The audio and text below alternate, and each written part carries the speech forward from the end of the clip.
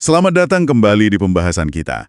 Hari ini kita mau lihat satu tulisan yang cukup menarik ya, judulnya Renungan Hujan, Pelajaran dari Kenangan yang Datang.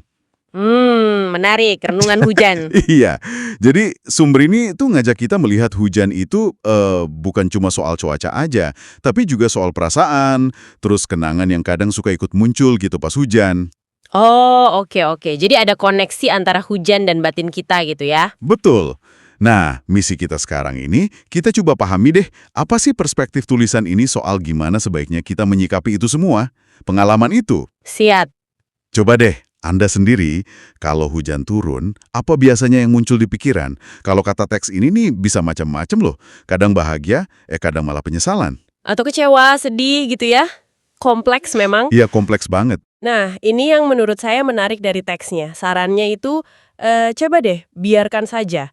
Apapun perasaan atau ingatan yang muncul waktu hujan itu, ya biarkan datang. Biarkan singgah sebentar. Dibiarkan aja, Iya. nggak dilawan gitu ya. Iya, jangan dilawan. Anggap aja kayak tamu, biarkan melintasi pikiran, nggak perlu diusir paksa. Oke. Termasuk kalau rasanya nggak nyaman ya. Kayak teks ini kan nyebut juga, mungkin kita lagi happy, tiba-tiba keinget sesuatu yang bikin nyesal. Betul.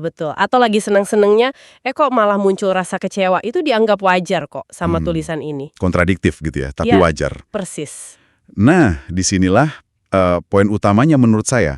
Teks ini menekankan banget kalau Anda itu punya pilihan. Pilihan maksudnya? Iya, pilihan. Mau terus-terusan larut dalam ingatan yang bikin menderita itu, atau memilih untuk bangkit.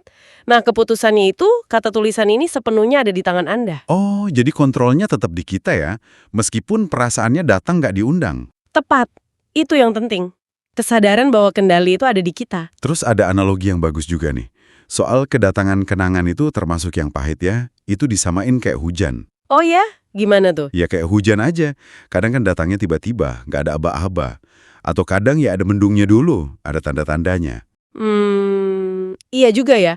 Membantu memahami sifat kenangan yang kadang suka unpredictable itu ya. Iya kan? Nggak terduga. Dan kelanjutannya gimana dari analogi itu? Nah, lanjutannya gini, sama kayak kita menerima hujan kan. Hujan itu kan kadang bikin basah kuyup, bikin repot, kadang bikin sakit malah. Tapi kan kita tetap butuh hujan. Untuk menyirami tanaman, untuk kehidupan lah ya. Nah, teks ini bilang gitu juga dengan kenangan pahit. Kita disarankan menerimanya juga. Kenapa gitu? Apa gunanya menerima yang pahit? Karena menurut penulisnya nih, justru kenangan pahit atau pengalaman sulit itulah yang dibutuhkan. Biar kita jadi lebih kuat gitu menghadapi kerasnya dunia. Ada semacam fungsi penguatan di situ.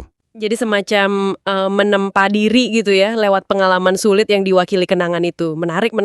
Saya juga suka bagian ini nih, ada satu keyakinan yang disampaikan.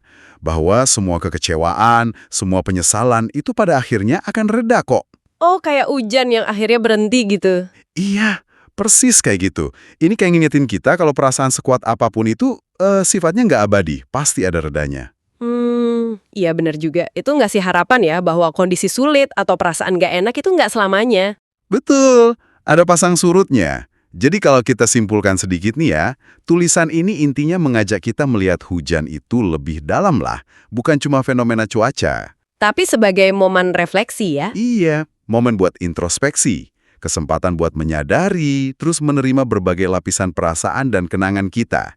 Kayak semacam undangan buat merenung sejenak gitu. Betul sekali. Fokusnya memang kuat di penerimaan ya. Menerima apapun yang muncul bersama hujan itu.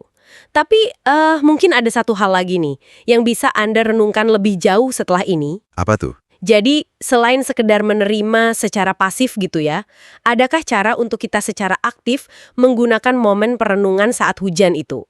Dan kenangan yang menyertainya? Maksudnya gimana tuh? Aktif? Ya, aktif menggunakannya sebagai, katakanlah, bahan bakar untuk pertumbuhan diri Anda ke depan. Jadi nggak cuma diterima, tapi diolah gitu. Gimana pengalaman reflektif ini bisa jadi langkah maju yang nyata buat Anda? Nah, itu mungkin pertanyaan bagus untuk direnungkan.